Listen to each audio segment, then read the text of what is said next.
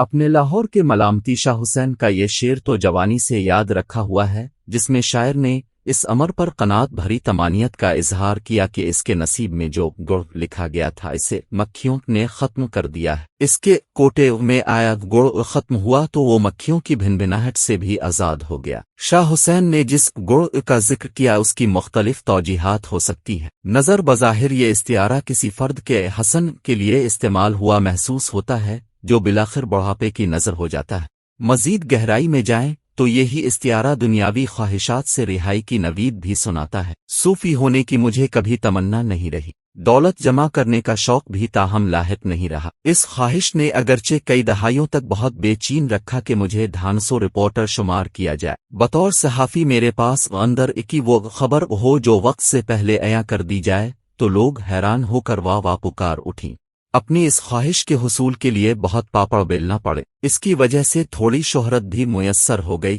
بتدریج مگر دریافت کرنا شروع ہو گیا کہ وطن عزیز میں اقتدار کے کھیل کے ضوابط 1950 کی دہائی ہی سے طے ہو چکے ہیں۔ ہماری ہر نوع کی اشرافیہ انہیں تبدیل کرنے کو ہرگز تیار نہیں، خود کو بلکہ ان کے مطابق ڈھالنے کی تگ و دو میں مصروف رہتی ہے۔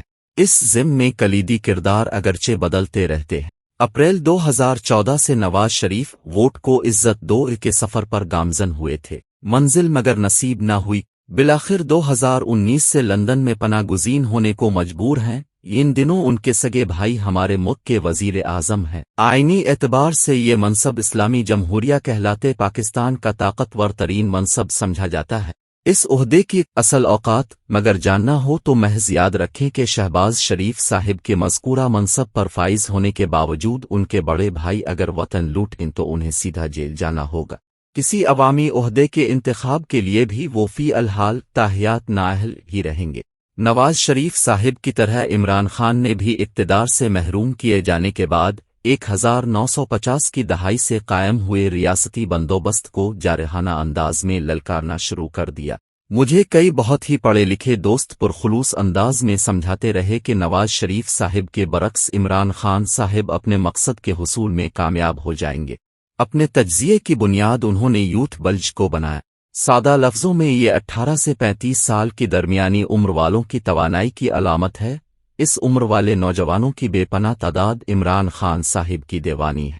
اس کے علاوہ سوشل میڈیا بھی ہے جو نظام کوہنا کو پاش کرنے کی قوت سے مالا مال بتایا جاتا ہے۔ عمران خان صاحب اور ان کی جماعت اس میڈیا کو اپنے پیغام کے فروغ کے لیے استعمال کرنے کے ہر ہنر سے بخوبی آگاہ ہے۔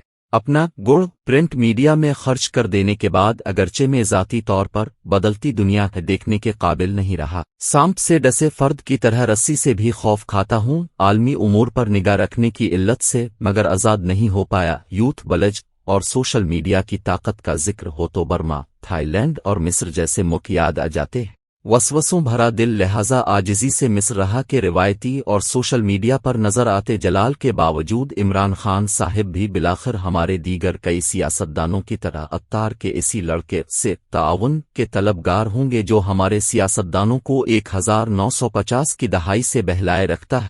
میرا دل نا امید لہذا اس خبر کو فورائے درست تصور کرنے کو مجبور ہوا جس کے ذریعے اندر کی بات ڈھونڈ لینے والی چڑیا کے وسیلے سے ہمارا ذہن تیار کرنے والے سینئر ترین صحافی جناب نجم سیٹھی صاحب نے یہ دعویٰ کیا تھا کہ تحریک انصاف اور ان کے مابین درمیانی راہ نکالنے کے لیے روابط شروع ہو گئے ہیں۔ اس کے بعد ہمارے کئی جستجو کی طرف سے ہمہ وقت بے قرار صحافیوں کے ایک گروہ نے عمران خان صاحب کی ہماری ریاست کے طاقتور ترین ادارے کے سربراہ سے ملاقات کی تفصیلات بھی بیان کرنا شروع کر دیں۔ اس گروہ میں میرے چند عزیز ترین ساتھی بھی شامل ہیں۔ ٹی وی پر ریٹنگز لیتے ہیں، ان کے یوٹیوب چینل بھی عوام میں بہت مقبول ہیں۔ ان کی دی خبر غلط اور بے بنیاد ہوتی تو اس کی تردید کے لیے ایوان صدر سے فقط ایک مختصر بیان ہی کافی تھا۔ متوقع تردید جاری کرنے کے بجائے ہمارے صدر بلکہ عوام میں مقبول ایک اور اینکر جناب کامران خان کے پروگرام میں تشریف لائے۔ قوم کے وسیع تر مفاد میں عارف علوی صاحب مذکورہ انٹرویو کے دوران کردار ادا کرنے کو بھی آمادہ سنائی دیے۔ اپنے گھر تک محدود اور عملی صحافت سے عرصہ ہوا ریٹائر ہونے کی وجہ سے میں لہٰذا 2+2 کرنے کو مجبور ہو گیا۔ मज़कूरा इंटरव्यू मुझ सादा लोग को इसलिए भी अहम महसूस हुआ क्योंकि आरिफ अलवी साहिब से कबल इमरान खान साहिब ने कामरान खान साहिब ही को एक तवील 1-on-1 इंटरव्यू भी दिया था। मेरी दानिस्त में इस इंटरव्यू का कलीदी पैगाम ये था कि अगर नए इंतखाब की तारीख का ऐलान कर दिया जाए तो इमरान खान साहिब मौजूदा आर्मी चीफ के मजीद कुछ अरसे तक इसी ओहदे पर विराजमान रहने पर मोतरज़ नहीं होंगे। वैसे भी उनका बुनियादी मुतालबा ये है कि साफ सुथरे इंतखाब के जरिए मुंतखब हुआ वजीर आज़म ही नए आर्मी चीफ की तैनाती का ऐलान करे। ये फराख दिल्ली दिखाते हुए तहरीक इंसाफ के कायद को अगरचे ये यकीन भी है कि नए इंतखाब के बाद वो 2/3 अक्सरियत ना सही तब भी भारी भरकम अक्सरियत के साथ इक़्तिदार में लूट आएंगे। बकौल मुनीर नियाज़ी, जमाल अब्रो 12 में हुई मुबैना या हकीकी मुलाकातों के बाद शहबाज हुकूमत के चल चलो की फिजा उस्तवार होना कतई मंतकी था।